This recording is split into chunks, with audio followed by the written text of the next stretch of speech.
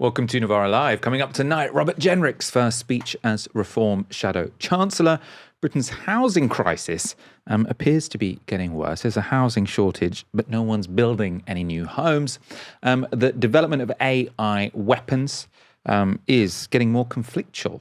There is a battle between Anthropic and the Pentagon. What does it tell us about the future of autonomous weapons? And to mark Chinese New Year, the CCP is showing off their dominance in humanoid robots. To discuss AI, robots, housing, reform, I'm joined by Bastani. It's a very Michael Aaron-coded lineup we've got, isn't it, in terms of stories? It's very much so. I'm excited to get your take on Chinese humanoid robots. We're saving that till the end. Before we start the show, most of our viewers will be familiar with Downstream. Of course you're familiar with Downstream. That's Ash and Aaron's weekly interview show where they question some of the leading thinkers of our time. But we now have more for you. So they've recently launched an accompanying newsletter that goes out every Sunday. Aaron, why don't you tell our viewers about it? I should really check through the script before we start so I know sort of how to make that sound more natural, but I didn't know we were going to do that hook. But anyway, tell us about your newsletter. Michael is so talented; he wings everything. It's a great newsletter. Look, Downstream, we talk to smart people about really interesting stuff. We can't get it all into the show. We get loads of anecdotes, vignettes, reading recommendations, favourite bookshops, and that's what you find in the newsletter. So it's a must read. Go to novara.media/downstream newsletter or novaramedia.com/downstream newsletter. Today, it's in your inbox every Sunday. Gorgeous. Why wouldn't you? Downstream, phenomenal. You know, thanks, Michael. I might not have checked what I was supposed to be shouting out at the beginning of my script, but I can say from the heart that Downstream, an incredible interview show. Robert Jenrick has given his first speech as Reform Shadow Chancellor. So what was his big idea? As a signal of intent today, Reform is changing our policy on the two-child cap for universal credit. The policy was well-meaning. We want to help British working families to have more children. But right now, we just can't afford to do so with welfare. So it has to go. As Reform's Shadow Chancellor, I'm ending it. A Reform government will restore the cap in full. So that's policy number one, putting 450,000 children into poverty. This is, of course, simply returning to the status quo when the Tories and Jenrick, then a Tory, were in power. Farage had said he would get rid of the two-child benefit for British people only. Now it is coming back for everyone if they win the next general election, of course. Jenrick's speech in general seemed to be an attempt to persuade the City of London, that's who he was speaking to, City of London investors, that a Reform government would be business as usual. And back in January, Nigel Farage questioned the need for the OBR, so the Office for Budget Responsibility, which he accused of, quote, effectively dictating to elected politicians what they should or should not do. So what is Jenrick's policy? Everything Reform promise will be fully costed. Accordingly, we will retain the Office for Budget Responsibility. Look, it is far from perfect. The Times recently ranked its performance near the bottom among UK economic forecasters. But the impetus for its creation was a desire to instill fiscal rectitude. And that is something that at Reform, we wholeheartedly endorse. So rather than abolish it, we will reform it. Now, likewise, last summer, Richard Tice attacked the Bank of England, accusing it of the systemic misuse of taxpayers' money. So what does Jenrick think? Under Reform, the bank will remain independent. The bank has served our country for over 300 years and has been a model for central banks the world over. But the bank must perform better.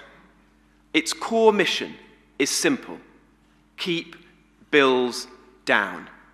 And yet for 52 of the last 56 months, inflation has sat stubbornly over its 2% target. Now, that's not all the bank's fault. Furlough played a part, as has some of the excessive public pay settlements. But the bank has taken its eye off the ball. So we will strip the bank of distractions which have been loaded onto it. And that includes the requirement for the bank to help the transition to net zero. The bank must be a more open institution, and the private sector properly represented on the Monetary Policy Committee. Now, as we were watching that, Aaron, you seem to notice he has a facial tick. Yeah, I'm not one to sort of mock people's appearance. It doesn't matter. But if you're going to be the Chancellor, you can't be going every 5 seconds. When you give a financial statement, I mean, people are they're going to pick up on that. Maybe it's a nervous thing. Maybe he's nervous because the party are potentially taking a risk. I mean, it's been said a lot that there's a big gap in the political space for a party which is socially conservative, especially on immigration, but then somewhat progressive when it comes to economics. People say that's the sweet spot when it comes to the electorate that has been underserved so far.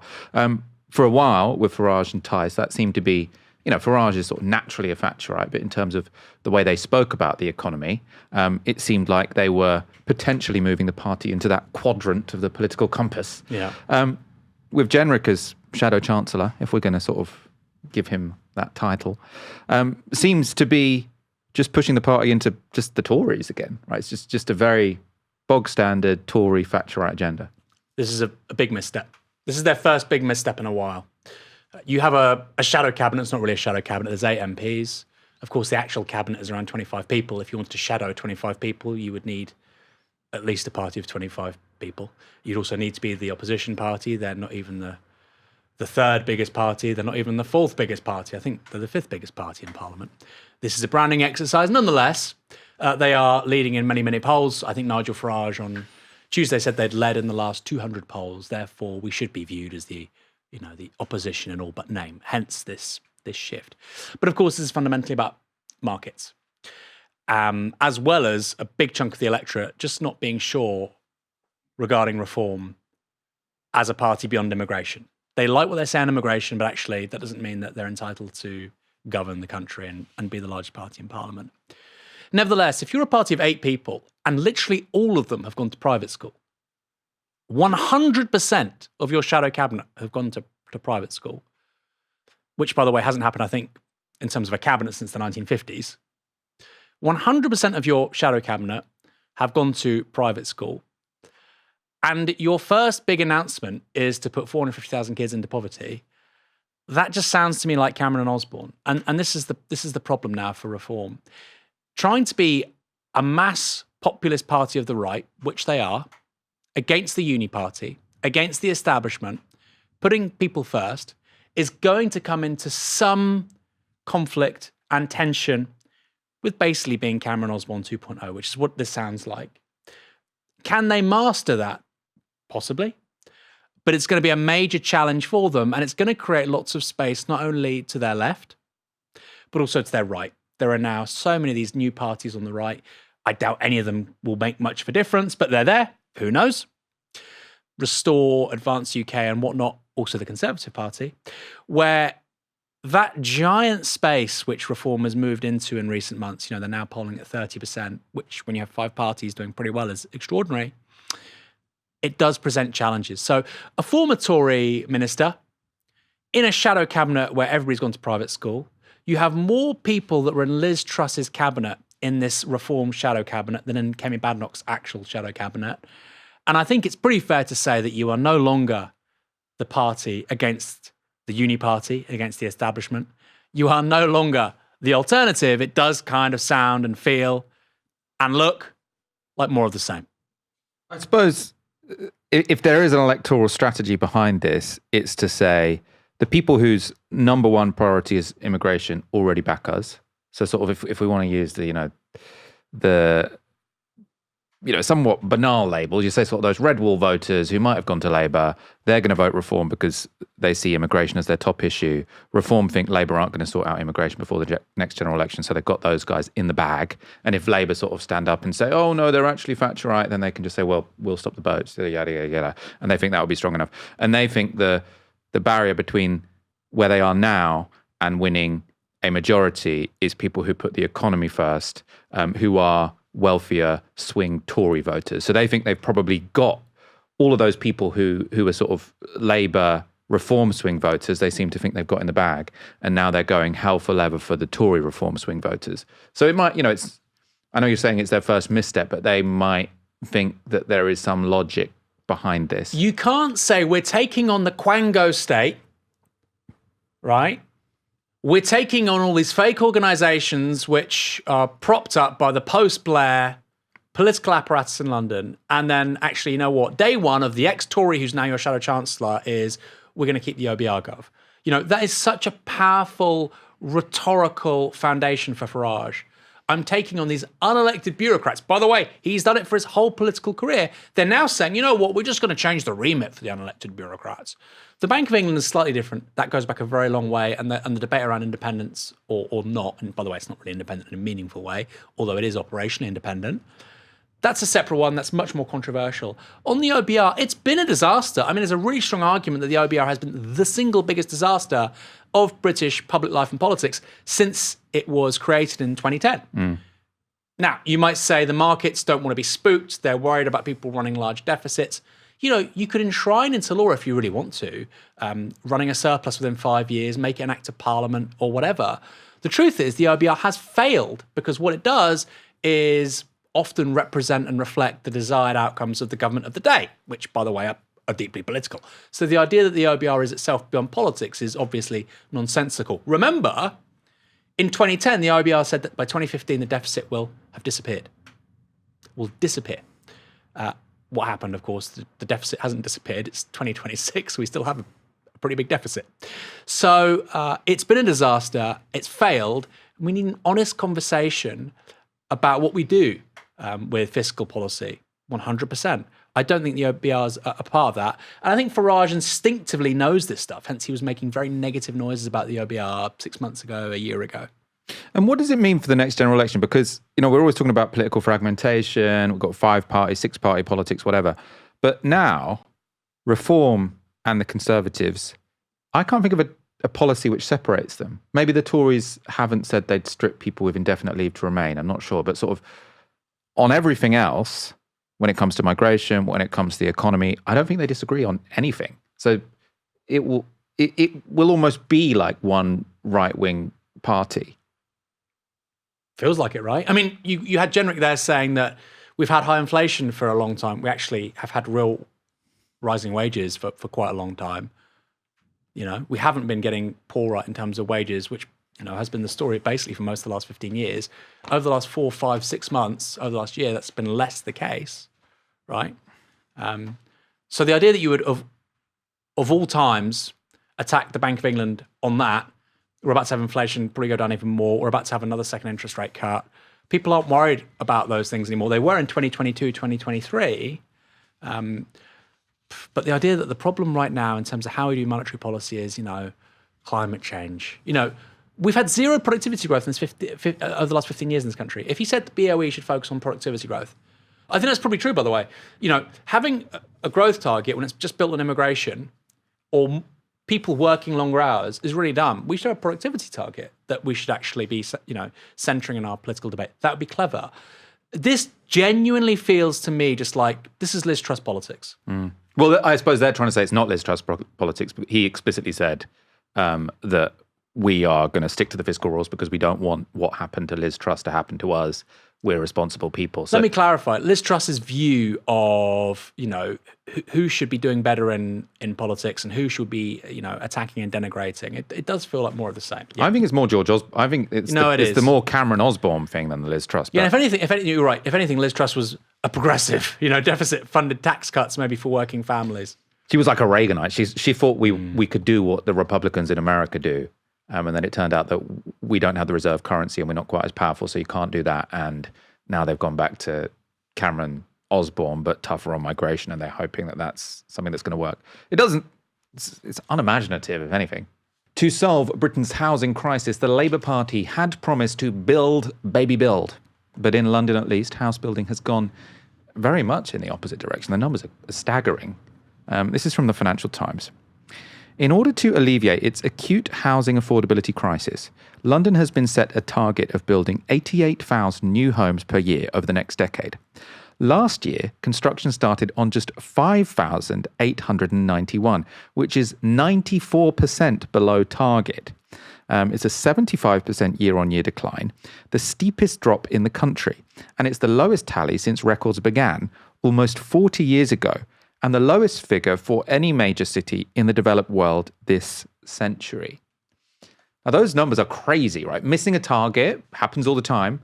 Missing a target by 94% is another. So only 6% of the houses that were supposed to be built in a year were built, right? Phenomenal. In the FT, John Murdoch plots a graph suggesting that this compared especially poorly to global peers. This is a uniquely London-centric problem, it seems. So in Melbourne last year, for every 1,000 residents, there were 8 new homes built. In Paris, it was 5. In New York, there were 2 built per 1,000, and in San Francisco, 1.4. So New York and San Francisco not building nearly enough houses anyway. In London, we only started 0.5 homes per 1,000 residents. Now, in a city with sky-high rents, this is an absolute disaster. I'm not pleased looking at this news. So what has caused this collapse in building, which is against the express desire of our government on a national level, of the mayor in London? Everyone says they want more homes. This is one of the least controversial things to say in politics at the moment. Yet we have the record lowest homes in 40 years, missing a target by 94%. Well, John Murdoch says the most acute issue is an increased regulatory toll in the wake of the 2017 Grenfell Tower fire. So this has included the creation of a new building safety regulator, which has been provided with inadequate resources and so is causing an average of 8 months delay for any new building project. That increased costs. And he thinks costs have been increased by 15% because of that. Now, clearly, I think there is something to that. People from all parties, I've spoken to people who work in the sector who say that this was botched. Yes, it was right to increase building regulations after Grenfell, after that horrific fire, but it was done in a botched way. And it seems to have hit London more than elsewhere because it especially applies to high-rises. We obviously have more high-rises in the capital. I keep coming back to a different article in the FT, though. So it was from a while ago. I'm not sure if I've mentioned it on the show before. It's by the housing analyst Neil Hudson, who wrote in October that even if developers manage to build flats, there's no one to buy them. So he says that because of higher interest rates and relatively flat incomes, even though there's high housing need, so loads of people want a new house, there are a few people who can actually afford those houses. They can't get a mortgage, they can't afford the mortgage payments. He then in the article answers a really important question. If people can't afford homes at their current prices, why don't developers just reduce those prices? That's how markets are supposed to work, right? Demand is supposed to meet supply. If there's lots of people that want a house, but they can't afford them at the current price, then surely the people selling houses should just reduce the prices so the market can clear. Well, he says this, which I found very interesting. Let me get it out. Developers tend to be an optimistic bunch. You need to be when committing large amounts of time and money to projects that might only realize a profit at some point in the distant future. That means you can't compromise on your prices, especially if you always believe the market is going to recover soon. Just one transaction at a lower price will set the benchmark for future mortgage valuations and sales on the site. Instead, they turn to buyer incentives as a way to offer discounts without affecting the headline price. Before the 2008 financial crisis, developers had been known to book buyers on a Caribbean holiday. Sadly, those days are long gone. Rules are much tighter on what can be offered without a surveyor deeming it has affected the price. I didn't know about this when it came to the holidays. I hope to buy a house in the next 10 years, maybe, or a flat. I wouldn't mind a Caribbean holiday, but apparently the rules have changed. You're not allowed to do that anymore. But the real logic here is that if you are a developer, if you sell a flat for a lower price, you have to sell all your flats for that lower price because you've set a new price for the product. The high cost of land and construction means that will bite into their already shrinking profit margins. Hudson says the profit margins are currently at around 10%, so not tiny, but not enormous. Obviously, if they were making no profit at all, the houses would still only be 10% lower, which presumably people still wouldn't really be able to afford. So he predicts in that article that the government would bring in another Help to Buy scheme, basically to boost housing demand. They've said we want to increase supply. We don't just want to boost demand again. But unless you pump up the mortgage market, no one will build anything. That's the argument. Interestingly, though, this is the third FT, the last article in the FT I'm going to show you. And the housing minister, Matthew Pennycook, has recently said that these developers might actually just have to accept making a loss. He's saying we're not just going to pump up the market. They have to accept that they bought land at too high a price. So in an interview, as I say, with the FT last month, he said London's high land prices need a market adjustment. So this is from that piece. While Pennycook said the current house building model locks in an upward ratchet of land and house prices, he argued that a better system would make homes more affordable by flattening prices. If the government's target of building 1.5 million homes by the end of the Parliament is hit and such levels of house building are sustained, we will be looking at the levelling out of prices and then over the real medium to long term, perhaps their gradual reduction, he said. He added there were, quote, people in London that bought land at the top of the market for too high a price and are now sitting on it, and there will probably need to be a market adjustment in London. Aaron, I mean, terrible figures when it comes to house building. I mean, this is very bad news. At the same time, I do think it is kind of brave that you have a housing minister who's saying land prices are going to have to come down. If you've bought your property or your land, if you've developed property on land which was too expensive, there's no point in sitting on it because we're not just going to pump up demand. In the future, you're going to have to get used to the fact that you're going to have to take a bit of a hit on that and sell it for a lower price. I mean, clearly it's not incentivizing many people to sell it at a lower price, but there's something bold about admitting that. What happened to build, baby, build? That was only last September, Michael, and now we've got the dude in charge of this saying, well, maybe, you'll have to have a market correction in terms of land values. It sounds like they're not in control.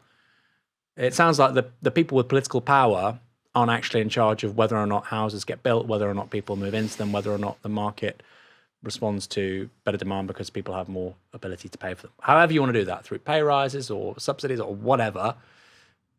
Build, baby, build sounds like, we can do something here. We're the government. We can change stuff. And this is wish casting, right? Maybe the markets around land can change. One way of being decisive here would be to have a state-backed market maker just in London, right? Which builds a ton of housing for not even significantly below, but below market prices. And that would expedite what he's talking about. But they don't view the state as playing that role. And of course, you would do that through the construction of council housing. Maybe some private new builds as well, right? But through council housing. We have a ton of publicly owned brownfield sites in London. You know what, local authorities could probably make some money. Would you want local authorities to do this? Well, no, because they can't borrow. You'd probably have some sort of liaison between central government, the market maker, publicly owned building company, and local authorities. Yeah, and maybe some private companies are involved as well. They don't want to do that because it's hard work. That is what Build, Baby, Build would look like. Also, because it's too much of a sop to the left. It's too left-coded, right? Steve Reed doesn't want to do that. Who, by the way, may be the stupidest person in government in a really long time. People talked about Chris Grayling, failing Grayling. I think Steve Reed might be even more thick. So that is what an appropriate policy response to all of this would be. This failure is incredible. To be falling short of the target by 94% in a global tier 1 city. So many people want to live in London. So many people. Rich, middle income, poor, students, people that want to be landlords. They might want to have a let that they can rent out. They want an asset. So many people want property in London. And yet we're not building anything. And there is also something we should add to all of this. Powerful interests in this company have a vested interest in property prices staying the same or going up, right? Asset ownership is key, yes, to people who own the houses, but it's also the thing that buttresses a lot of pension funds. So if we had a significant depreciation in property values in this country, which I think we should have, I'd ideally say it should happen slowly, not quickly. It should be a mix of falling prices and rising wages, but whatever, it has to happen. 25% sounds about right. If we do that, we're going to make some people who right now are very politically powerful a little bit poorer. Their pensions will pay out a little bit less. And one thing we didn't mention with regards to Robert Jenrick is the triple lock. That was the thing that really shocks me today from Reform, although it didn't actually shock me at all because, of course, politically, those are the people, those are the voters that make the political weather in this country. You can't say we want low immigration, but we're going to keep the triple lock. You can't do it. Because unless we have 3% growth come out of nowhere, that ain't happening. You're going to have to continue the Ponzi scheme, which is what it is, of migration to prop up the triple lock on pensions. Now, Reform, Osborne, Cameron 2.0 don't want to do the immigration thing, but they want the output of the pensions still being really high. This is of a piece with that.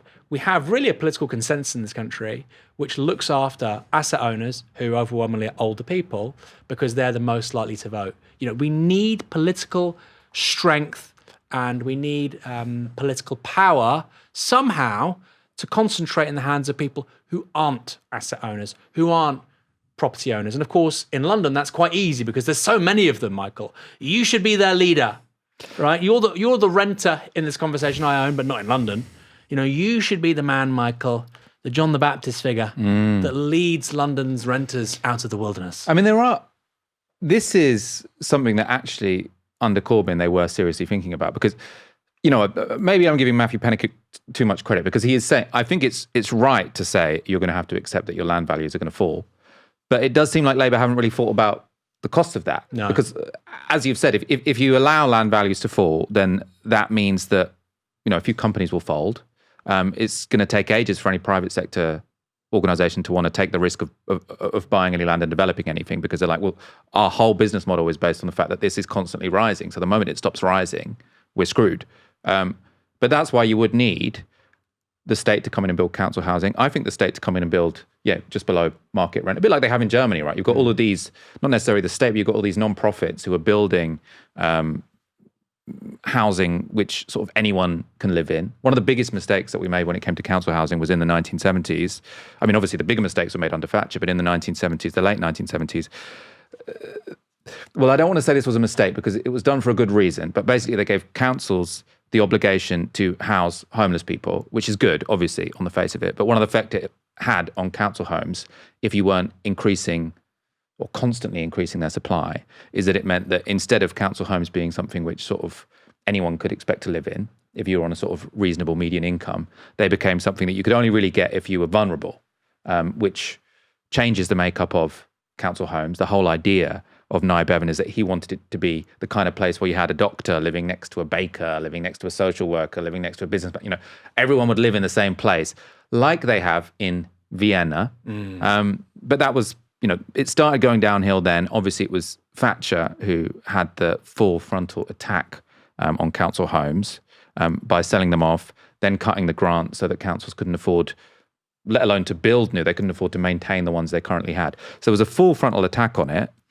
Worked for one generation. So there's another book by Mike Bird from The Economist called The Land Trap. And he's saying this happens over and over again. Happened in China as well, by the way. China aren't, immune to this, where for one generation you can create an economic boom by privatizing land and liberalizing financial markets and letting everyone basically compete over who can buy that land for the highest price. For ages, it has this massive wealth effect because everyone thinks, oh my God, I'm getting richer. I can spend loads of money because the house I have has suddenly quadrupled in value. But that can only happen once. So the moment you get to the next generation, you just have massively overvalued land, massively overvalued houses. No one can get on the housing ladder. If they do get on the housing ladder, they're spending 50% of their income on it. So it just sucks money away from the rest of the economy. And you end up with an economy which is completely distorted towards rentiers instead of actually productive businesses. The people who got out of this were the Austrians in Vienna. We were so close to having that. There was a period in the 70s where a third of Londoners lived in council homes, right? Brilliant. That is a cross-section of society. We could have easily got to 50, but instead there was a proactive policy to destroy that, which was to the political benefit of Margaret Thatcher, but economically disastrous, because instead of having an economy which is based on investment in productive industries, you have an economy which is based on sort of competing to push up the prices of assets. And now we're in this screwed up situation. Labour under Corbyn was willing to think about how you get out of this pretty shoddy situation, right? So they had plans, it's Laurie McFarlane and other people. They had plans where they say, okay, well, what we're going to do, we'll bring down the prices of land, we'll bring down the prices of homes. That's going to be very difficult for people. We obviously have to think one step ahead. They were saying we could let the state buy the land under people's homes, so they own the homes, but the state owned the land, good for future development. Well, that's Singapore, right? There are lots of, that's what they do in Singapore. So you do have to think very creatively about this, and obviously, maybe it is because it's too left-coded or because, Rachel Reeves doesn't want to do anything that might rock the boat. But you do have to be really, really creative when it comes to getting out of, what Mike Bird calls the land trap. I'd also add, Michael, that Britain, despite the fact our political class talks about entrepreneurship and entrepreneurialism all the time, Britain is one of the least entrepreneurial countries you'll ever go to. Young people will be watching this, middle-aged people too, but young people are the really key audience here. You might be working a corporate job, or you might be underemployed, or whatever. And you often think, I'd love to start a bookshop. I'd love to start a bar. I'd love to start a restaurant. I'd love to start a business. The reason why you can't is not because you're not entrepreneurial. It's not because you don't have a talent. It's because the rents are too expensive. Commercial rents are so expensive.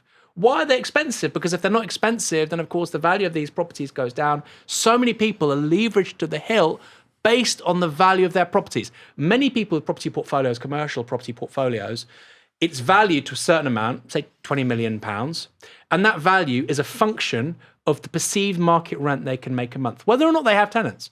And of course, the more value you have in that portfolio, the more you can borrow going forward. Now, if all of a sudden you take a haircut of 20% on those rents, all of a sudden your property portfolio is a lot lower, the amount you can borrow is a lot less, your terms might be inferior, you might even be insolvent. So there's a whole pyramid of interests that are against young people starting businesses, owning businesses. It's terrifying. Go to a global south country. Go to Poland, right? Go to a second-tier city in Poland. You will see young people, like Michael, he's just about young, right? He's not my age. He's not over 40. He's not over the hill just yet. They'll own businesses. They'll own businesses, all kinds of businesses. You barely see it in London, Manchester. Maybe you see it in Liverpool, Glasgow. They're a bit cheaper. But London, Manchester, London, you don't see it. Why? If you want to start a bakery in zones 1 or 2, you need venture capital, right? You need huge amounts of money. And then finally, we've talked about entrepreneurialism and how actually the Thatcherite model of property as an asset destroys it. Industry. People say that we don't make stuff in this country, they make it in China because the wages are cheaper. Yes, the wages are cheaper, partly because the housing is cheaper, partly because life is cheaper. You cannot have workers producing things that are affordable to consumers, whether or not it's in this country for export, if 50% of people's wages are paying for their housing. So 2 big things about Britain being unable to reindustrialise. 2 big things. One is industrial energy is too expensive. That's, to be fair, everybody agrees on that, right? Industrial energy is way too expensive. Another thing is that workers spend so much on housing, you have to pay them a hell of a lot. And of course, on that basis alone, they're not going to be able to compete with other workers even in Europe. So this is such a cross-cutting policy failure, which we've experienced in this country over the last several decades. And the housing crisis also underpins a crisis of entrepreneurialism, a crisis of the high street, and even, yes, a crisis of industrial policy. No, 100%. My ex, who I share my dog with, last month has had to shut down his business because the rents are up, the business rates are up. He worked out that over 16 years, I mean, it's a workspace actually, so that will also affect other people's jobs, right? People go there to build things as sort of a workspace downstairs with lots of machines, and then upstairs do office work or calls or whatever. And he worked out that the landlord over the past 16 years had been paid 800 grand. That's a landlord that hasn't done, like, imagine how much more flourishing that business could be if you weren't having to pay extortionate rents. Because also actually that means that to be a member of this workspace, you have to pay, basically close down, because to break even, you would have to put the prices up so much for the people who use it as a workshop that it would no longer be viable. And show trials. We need show trials for these kinds of people. And I'll say, sorry, one more thing, if that's all right. In terms of the landlords and how they're benefiting from all this, I presume that guy has probably sold it because we've had increased rents in recent years. No, the building hasn't been sold. It's we're going to cut this, re-record it. Okay. I imagine this landlord or other landlords like him are increasing rents, and they're saying, well, one of the reasons why is that rates have gone up in the last few years. Of course, we had basically 0% rates for 10 years now. I've had to remortgage, and now my mortgage is more expensive. But like you say, not only is he getting the rent value, he's also getting the asset. And this seems to be completely lost on these people. Completely lost. But this is the key thing, Michael. I think if we can overcome this challenge as a country, housing, it's going to help high streets, it's going to help business, it's going to help industry. It's going to give people meaning in their lives again. It's It's why I think this, really. It's why high streets and towns and even whole cities are dead. They're dying because the physical spaces where people are meant to make that place come to life are nothing but a Bitcoin for the rich. That's a problem. It's a policy failure. We need to overcome it. And this is where, it comes up on the show a lot. There's some people on the right who talk about the housing theory of everything. Sam Bowman, we've had him on here. And where I really agree with them is that we need to make energy cheaper. We need to build loads more houses. I think absolutely correct. I think when it comes to the situation in London, it's a reason why deregulation is not going to be enough, right? Because you need land prices to fall. And the only way you can make land prices fall without there being basically an economic catastrophe is massive government intervention. Like, one explanation for why Japan had sort of no growth for 20 years is because they had a massive property boom, land value boom in Tokyo. Extraordinary. People were saying for a while, the land underneath the Winter Palace, I don't know, is it called the Winter Palace there? Something like that, Something right? like that was worth the same as the whole of California. It got completely crazy. And then the bubble pops. And then because everyone finds themselves in negative equity, no one can spend any money, no one can invest. And so people spend sort of 10 to 20 years trying to deleverage. And it screws the economy for 2 decades. So one of the things worse than having a property bubble is it collapsing all at once, which is why you need massive government intervention to get us out of this, potentially with the government buying up loads of the land. The property bubble is the worst kind of bubble. If you have a bubble with trains, like you get in 19th century America, you know what? At the end of it, you still got the train tracks, right? We have a dot-com bubble in the early 2000s. You still got loads of infrastructure laid down. Some businesses were built, some new servers. Some people, acquire knowledge and experience of building digital companies, which of course is beneficial going forward. Even with the AI bubble, you still got the data centers. People are still investing a ton in microprocessor production. There's something. With the housing bubble, where you're not even building the houses, the housing just becomes more and more expensive. There's literally nothing being created. It's the worst kind of bubble. So any politician that celebrates a housing bubble is so beyond help. I can't describe it. It's the worst, most dysfunctional kind of economic phenomenon imaginable for a country. And like you say, it's great for 10 or 15 years. Long term, it's the worst thing that can happen to you. Yeah, I suppose there's two types. So you can have a construction boom where you do get loads of houses. So basically what they had in China was they had a massive construction boom. So they've got so many houses, like more houses than they need. So rent is really cheap, but they do have the cost of housing in a tier 1 city is like 40 times income because that's where households put their savings. So they needed property prices to fall, and that's one of the reasons why Evergrande fell. That's one of the big problems in China at the moment is they popped the bubble and now they have to keep the economy going. But they did get loads of new homes out of it, which means rents are really cheap, even if you do have a bit of negative equity here and there, which is a problem. But what we had wasn't even a construction boom. It was just a bubble for the existing housing stock. So it's just everyone competing to buy the existing housing stock. So you have all the negative effects of a bubble and literally nothing to show for it whatsoever, like a few new builds. All ugly, That's all we got. All we got was a few ugly new builds. Blame Tony Blair. We need more new builds, by the way, but we didn't even get many. Swarms of drones controlled by artificial intelligence. It's one plausible vision of the future of war, even the future of policing, in fact. I find it pretty terrifying.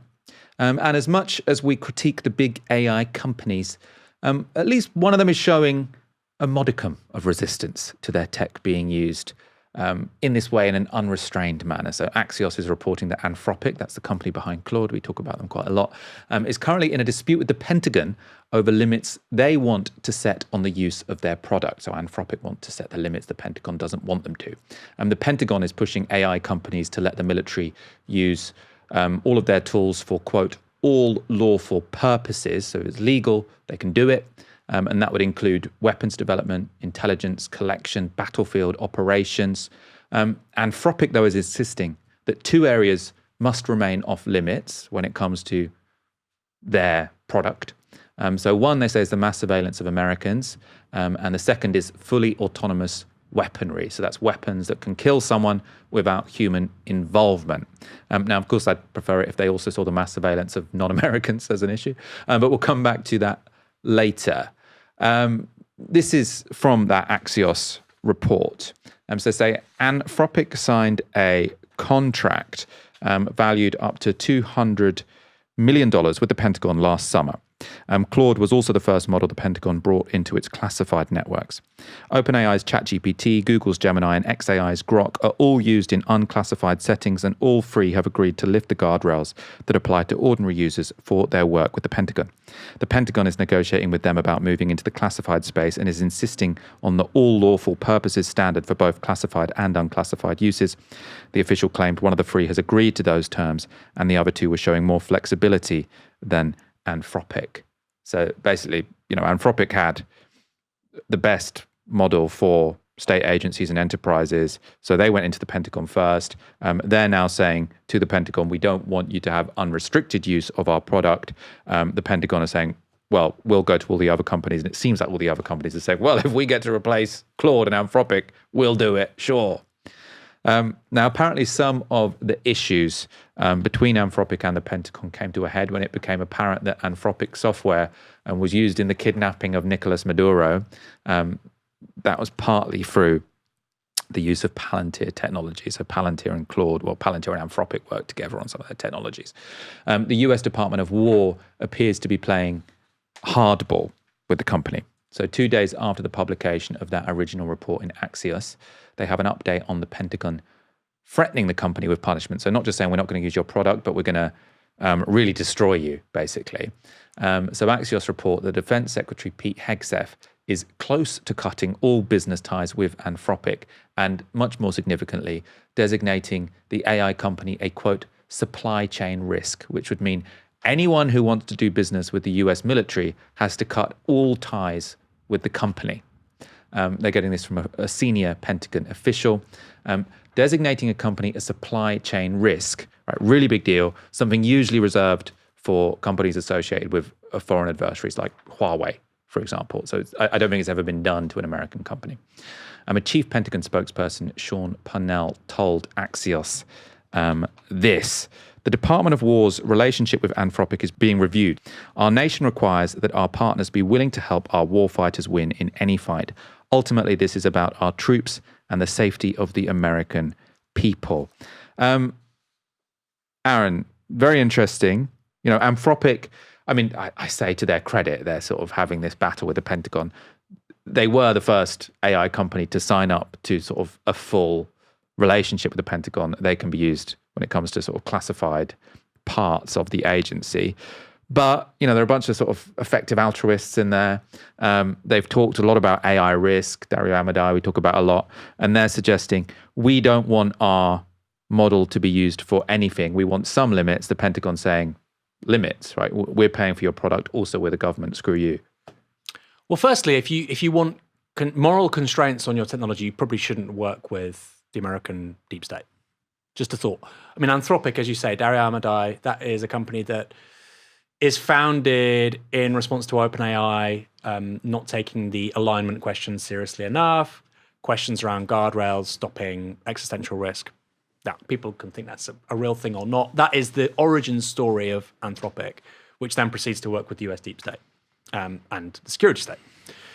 Secondly, this is a real shift in American capitalism.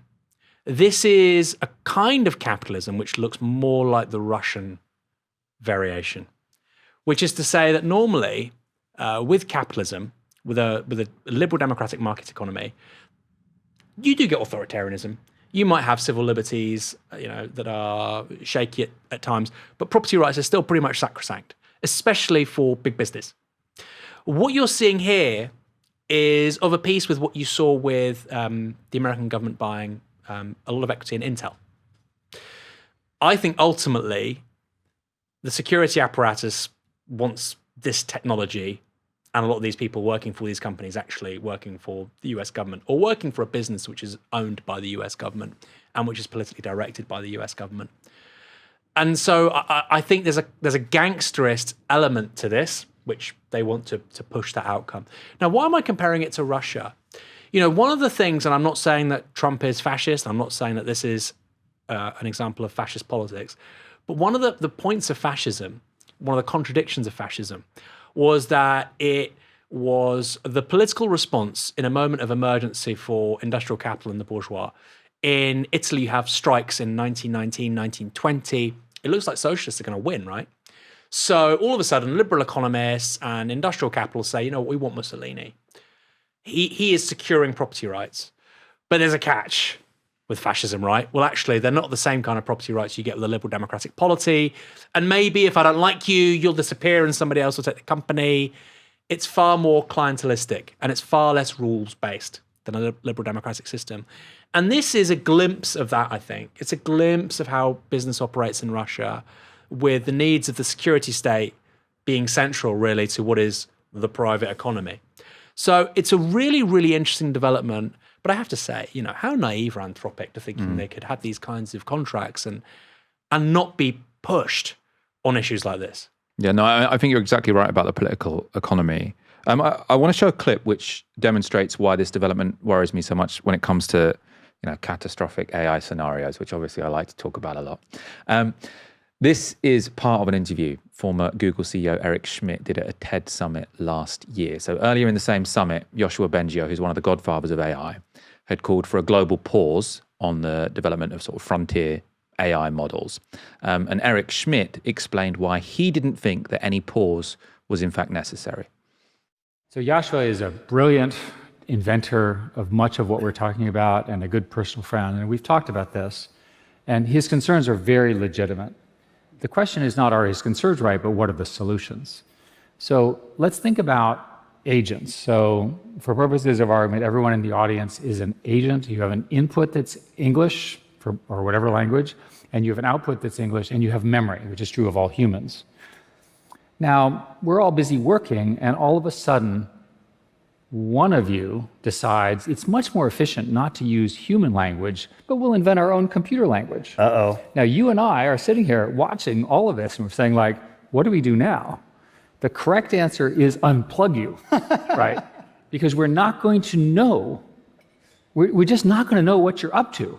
And you might actually be doing something really bad or really amazing. We want to be able to watch. So we need provenance, something you and I have talked about. Yeah. But we also need to be able to observe it. To me, that's a core requirement. There's a set of criteria that the industry believes are points where you want to metaphorically unplug it. One is where you get recursive self-improvement, which you can't control. Recursive self-improvement is where the computer is off learning and you don't know what it's learning. That can obviously lead to bad outcomes. Another one would be direct access to weapons. Another one would be that the computer systems decide to exfiltrate themselves, to reproduce themselves without our permission. So there's a set of such things. The problem with Yoshua's speech with respect to such a brilliant person is stopping things in a globally competitive market doesn't really work. Instead of stopping agentic work, we need to find a way to establish the guardrails.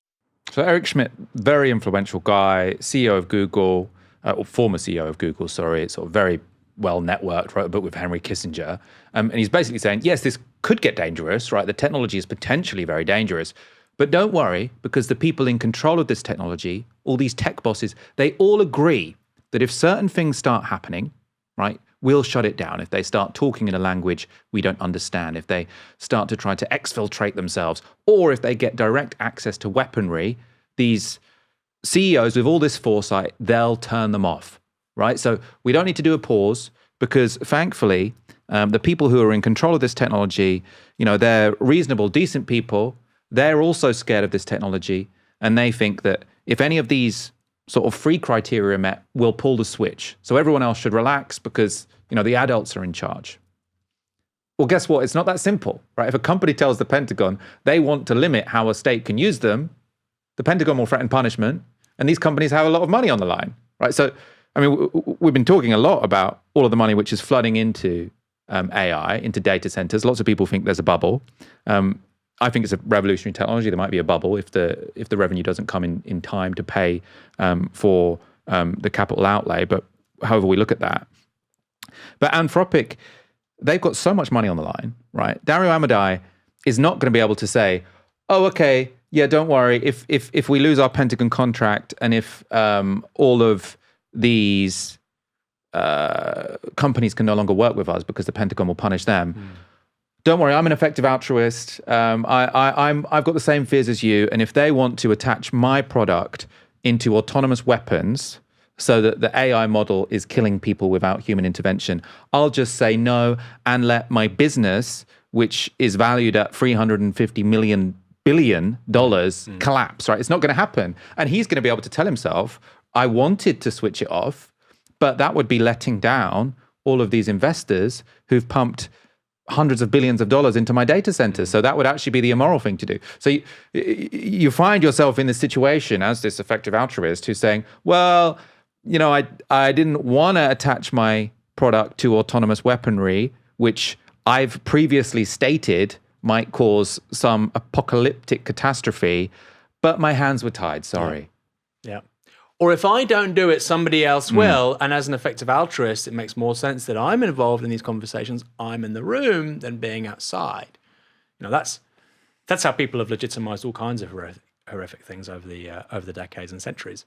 There's one more element to this, which is the application of a weaponized economy to American nationals or American companies. So if you look at, for instance, sanctions regime, the idea that a company isn't just cut out from access to global finance, but any company that trades with it receives the same treatment, is effectively how the United States crippled Iran. They tried the same with Russia. They tried the same with Huawei, but they really pulled it off with Iran. Any bank that was, you know, even hosting an account of somebody who was connected to the IRGC, not only was that bank screwed, but anybody banking with that bank might be screwed. It was toxic and terrifying. And what's really fascinating, Michael, is the application of that stuff to America's interior. We saw it also with Venezuela and Maduro. You know, this weaponization of overseas coming a little bit close to home. You see it with the border as well. But this is really, really striking because this is the heart of America's commercial industrial future. And they're saying, actually, the rules we use with adversaries geopolitically now also apply here as well. Kind of crazy.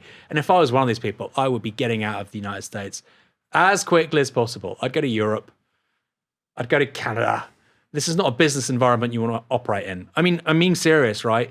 There is not a huge jump between the Department of Defense, Department of War saying this stuff or you being persona non grata and actually suffering all kinds of bad consequences. If I was Dari Amadai, I would have an exit strategy. Yeah, I mean, I just think there's so much arrogance to it as well. It's like the people who developed nuclear bombs, right? They obviously felt very complex about it. They were in a war against Nazi Germany. I think there was more justification for building that nuclear weapon in that period in history than there is now. Who also wanted to build a nuke, right? Yes.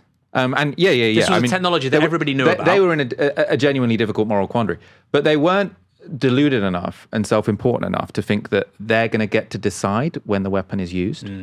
And what, like these Silicon Valley people have managed to convince themselves is that they are going to be the gods in charge of this technology. And they're saying, well, it's better that I'm the god in charge of this technology because I'm friends with loads of effective altruists and I don't have any ulterior motives. Like it's just the self-importance where you think that as just some private individual, like states, which have a monopoly on the legitimate use of violence, are just going to say to you, oh yeah, you use your own judgment, right? That's not how it worked. Well, Oppenheimer knew that once he helped make a nuclear weapon, it was going to be up to states how it was used. Yeah, afterwards you can become a campaigner, right? You've got what they call the atomic, that group of atomic scientists always do the with 1 minute to midnight or whatever. You've got a bunch of people who were involved in the creation of the nuclear weapon who thought that entitled them to political influence, and quite rightly, like really clever, intelligent people saying, we think that we need to be really careful with this technology we've developed. But none of them thought that they could say, oh, well, don't worry, the nuclear bomb will only get used when I, very smart person, tell the US president that they're allowed to use it. Like, it's just utter delusion. But it's not just delusion, Michael. It's an expression of the ideology that we've lived under for a very long time. So the presumption, erroneous, of course, and in retrospect, stupid, was that political authority is with capital. Political authority in a capitalist society, in a capitalist realist society, is no longer with politicians. It's with capital. And of course, people like Bezos and Musk believe this. And it's, of course, partly true. right? In a capitalist society, a great deal of political power is invested in people who have economic power. That's partly why they want economic power, right? Political power follows resources. In China, it's a different model, right? We've talked about this so much. China is a market system, but political authority rests with, whether you like it or not, the Communist Party, not capital. So the political priorities of that country are set by the cadres of the CCP, Xi Jinping and whatnot, not by the capitalist class. In America, its story, certainly until the global financial crisis, certainly until COVID, I would say, actually, its story was that ultimately power, political power, is an expression of economic power, and that resides with the rich. And of course, there are checks on that with elected politicians and universal suffrage and whatnot. But ultimately, that's our system. And I agree with you. It was a lie. In a crisis, everybody's a socialist, right? Nobody says that the market should be making Spitfires in 1940. But also in a crisis, the state becomes a really central organizer of social life. Obviously, who else is going to do it? So I think this is a case of US tech elites kind of buying their own mythology a little bit too much. And, the CIA and the FBI and the DOD are just like, who the fuck are you guys, right? We're 5-star generals. If you want, we can disappear you. We can debank you. Go fuck yourself. And thanks for the technology. Yeah, exactly. Goodbye. Here's solitary confinement for the next 25 years. Let's end the segment on a tech boss who is showing less. Well, I suppose we're saying that Dario Amodei is not showing much resistance anyway. But this person isn't even expressing or giving the impression of resistance. So Elon Musk's SpaceX, which is now merged with his AI company xAI, is competing in a contest to create autonomous drone technology for the Pentagon. So this is from Bloomberg. The 6-month competition aims to produce advanced swarming technology that can translate voice commands into digital instructions and run multiple drones. While it's already possible to fly multiple drones at once, developing the software to direct multiple drones on sea and in the air as a swarm, which can move autonomously in pursuit of a target, remains a challenge. This is real, dystopian sci-fi stuff. You've got this swarm of autonomous drones chasing you. They've identified you as a target. There's no human in the loop. For a summary of some of the dangers of this, now this might already sound inherently dangerous to you, but we'll go to some thoughtful people who've written down an explanation of why this could be a real problem. And we can go to an open letter published by the Future of Life Institute in 2015. It's this institute led by Max Tegmark, very thoughtful guy. So this is what their open letter said. If any major military power pushes ahead with AI weapon development, a global arms race is virtually inevitable. And the end point of this technological trajectory is obvious. Autonomous weapons will become the Kalashnikovs of tomorrow. Unlike nuclear weapons, they require no costly or hard-to-obtain raw materials, so they will become ubiquitous and cheap for all significant military powers to mass produce. It will only be a matter of time until they appear on the black market and in the hands of terrorists, dictators wishing to better control their populace, warlords wishing to perpetrate ethnic cleansing, etc. Autonomous weapons are ideal for such tasks as assassinations, destabilizing nations, subduing populations, and selectively killing a particular ethnic group. We therefore believe that a military AI arms race would not be beneficial for humanity. There are many ways in which AI can make battlefields safer for humans, especially civilians, without creating new tools for killing people. Now, eminent signatories of that letter included Demis Hassabis, so head of Google DeepMind, Yoshua Bengio, one of the godfathers of AI, Stephen Hawking, and yes, you guessed it, Elon Musk. So Elon Musk spent about a decade actually saying, AI is really dangerous. We need to pause it. Sam Altman, he's evil. The people behind Anthropic, they're psychopaths. We need to slow this down. They're all people who want to control the world. Now he's entered the industry and he is the most enthusiastic of any of them, saying, plug my system into your drones, Pentagon. That's how much we should trust these people. To celebrate Chinese New Year this year, to celebrate Chinese New Year this week, the Chinese Communist Party flaunted their country's dominance in humanoid robotics.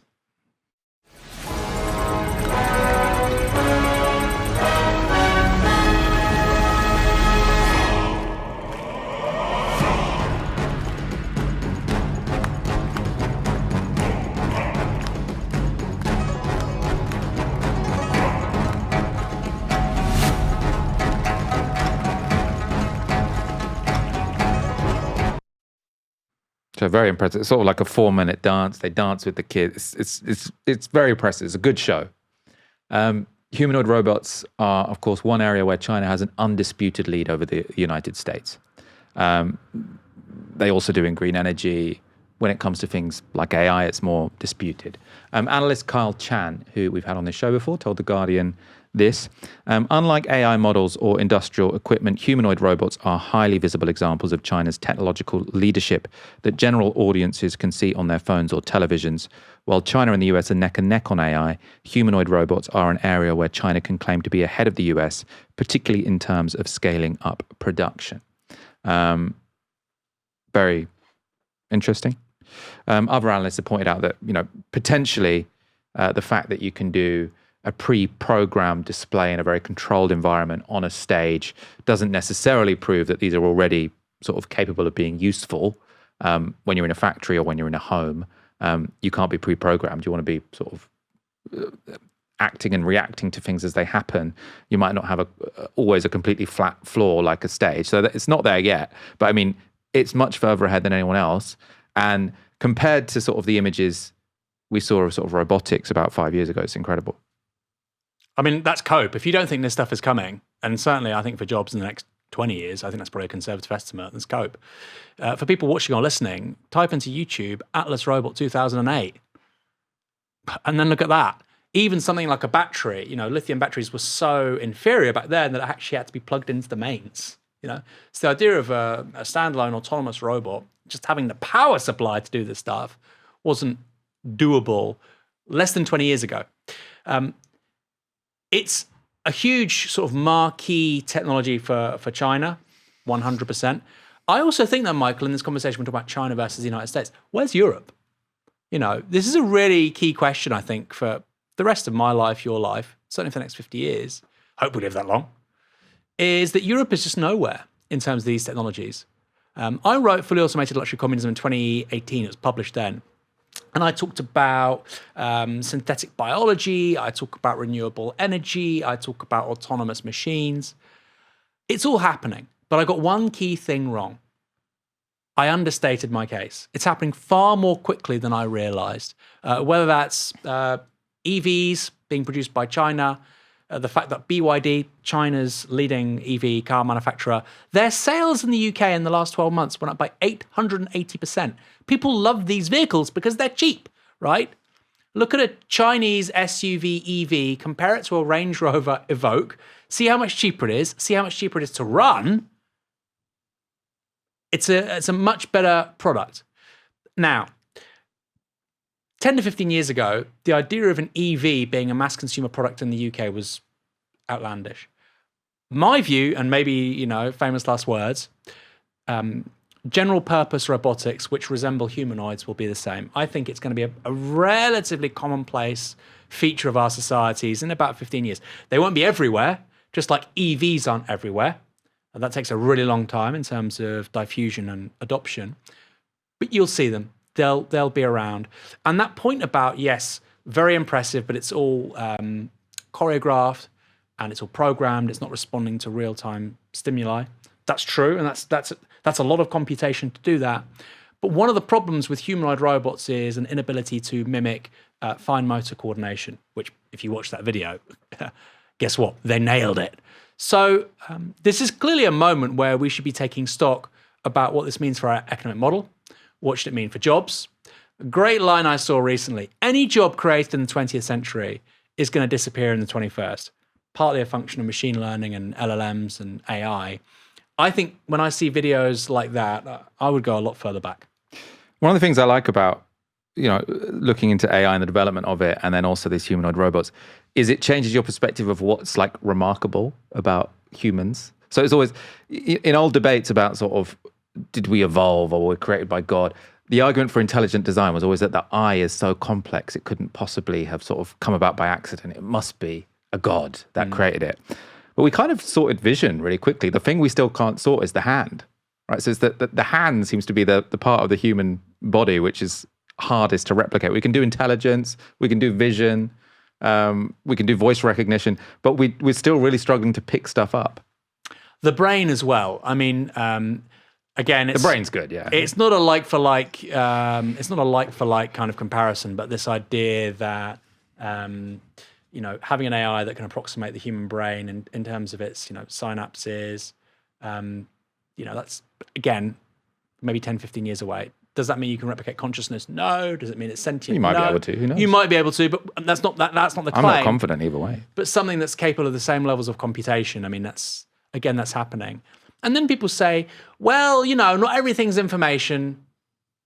Kind of is. You can encode information as DNA. So you can get, all the songs you listen to on Spotify, that can be as encoded as DNA and saved as DNA and then re-encoded back to digital information, and you can listen back to the music again. So kind of is. But look, this is the stuff that the left should be taking super seriously. Michael, I don't know if you saw this story last week. It's partly a Hail Mary commercial kind of provocation from Elon Musk. He's saying, let's have servers in space. Because, of course, in space, they'll be cooler. You won't have lobby groups trying to stop you, but also it's better for the environment, which is true. And you'll have abundant solar energy available because they're in space. I mean, that sounds kind of good. That sounds kind of cool. The point is, who benefits from these technologies? Right now, Elon Musk is worth $750 billion US. We've seen what big tech, we've seen what social media has done to inequality over the last 20 years. My concern is what LLMs, AI, machine learning, and humanoid robots will do to inequality over the next 20 years. I fear, with our present economic model, with our present stories, with our present presumptions, it will be much worse. I don't want that to happen, which is why we have to have a politics in response. So I suppose to go back to our previous story about, I suppose, the arrogance of some of the Silicon Valley bosses, where they think they can get to decide how their technology is used. Is there not a similar argument that can be made when you say that the question is who benefits, right? Because it might be that there are certain technologies where once you create them, the idea that we can control how they're used sort of suggests a certain arrogance as well. And I suppose in terms of Europe being... Give me an example. In terms of Europe being behind, right? So... Well, these are two separate things, Michael. Come on, one at a time. No, but because they're connected, right? Because Go on. In terms of Europe being behind, you're sort of saying we need to catch up with China on X, Y, Z. Now, I think on high-speed rail, yes, unambiguously brilliant. Yeah. FT article this week, sort of just the extent to which the Chinese built out high-speed rail just dwarfs anything in Europe. We should have done that. There's no reason we can't do that. It's not like we don't have the technology. We just don't have the political will. Should have done that. EVs, we could have done that. I mean, obviously, in terms of skill and state capacity, probably not, but I would have backed us doing that, let's say. 5G, definitely. In terms of 5G as well, in terms of this army of robots, in the same way that I'm very skeptical that we're going to be able to control sort of frontier AI models and make sure that it's only used for good. China also, of course, ahead when it comes to drone swarms. I'm not sure the idea that Europe should have been sort of more effective when it came to the race to build autonomous humanoid robots and drones. I'm just like, maybe staying out of it and trying to regulate the tech was the best option all along. So on this technology only being for good, I'm not saying that, and no technology is only for good. The point is about regulation, and like I say, who benefits from it? I mean, a great example about regulation is cars. Nobody says that cars today are only for good. About 30,000 people, I think, in the United States every year die from car accidents. I still think, generally speaking, people think there is a lot of positive utility that's created by cars. I would like fewer of them on the roads, right? And I'd like more public transport, but I think even if you had a complete like anti-car politics, you would say that older people and people with lots of kids should be able to access cars, right? So I don't think any technology is just for good. The point is, we have to determine the rules, conventions, applications of any technology. If you decide not to do that, you end up in a place where we are right now with things like pornography, where 16-year-old kids can access like S&M and bondage, right? I don't want that. And it's because we had a free market ideology at the twilight of the 20th century, start of the 21st century, which is that the market always decides, don't worry about it. We don't need to have a political conversation around this stuff. Great book on this, Technopoly by Neil Postman. He says our society, really after the 1980s, 1990s, is the first society in human history where people actually think you don't need to have a view on application of technology. It's a very new mindset. He calls it a technopoly. You move from a tool-making society to technocracy to technopoly, where people use tools. Finally, the tools use the people. And I think that is ultimately actually a very important thing. On Europe, no, Europe probably can't make humanoid robots. Should Europe be making more of its own microprocessors in terms of a technology sovereignty argument? 100%. Should Europe be making more of its own photovoltaic cells? 100%. Should it be making at least parts of EV production going forward? 100%. Our relationship to China, to me, is the big story here, and it's not a popular claim. Ultimately, Europe needs to work out where it belongs. I think Europe is part of a greater Eurasian civilization, right? Personally. But I know lots of Brits think that actually Europe is part of the Anglophone world and has nothing to do with France, let alone bloody China. So that's part of a broader conversation. I do think China should be involved in helping us build 5G and high-speed rail. These are two critical failures in this country over the last 25 years. We are very bad at building infrastructure, nuclear power too. There's a country that's very good at building it, but our political class has decided we don't want anything to do with them because apparently, we're some peer rival to China. If you believe that in 2026, you'll believe anything. No, I mean, I agree with all of that. I suppose the point I was picking up, and we'll end soon, is just that I suppose sometimes when we're talking about the development of American technology, we're sort of saying this could go really, really wrong, right? The fact it's new doesn't necessarily mean it's amazing, right? Obviously, AI can do some incredible stuff. It can also do some bad stuff. We might lose control of it. And then sometimes when we look at China, we're just like, wow, that's so advanced and cool. I'm like, this army of robots could also go wrong.